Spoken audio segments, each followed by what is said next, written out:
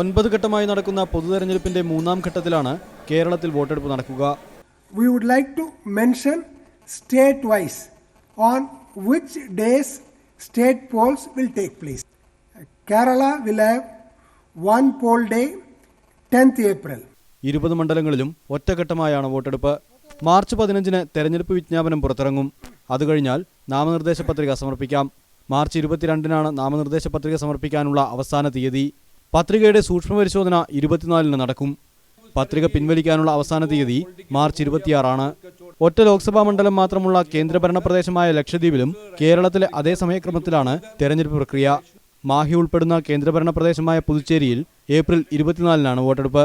വിജ്ഞാപനം മാർച്ച് 29-ന്. പത്രിക സമർപ്പിക്കേണ്ട അവസാന തീയതി ഏപ്രിൽ 5. സൂക്ഷ്മ പരിശോധന ഏപ്രിൽ 7-ന് നടക്കും. പിൻവലിക്കാനുള്ള അവസാന തീയതി ഏപ്രിൽ 9-ആണ്. മീഡിയ 1, ഡൽഹി.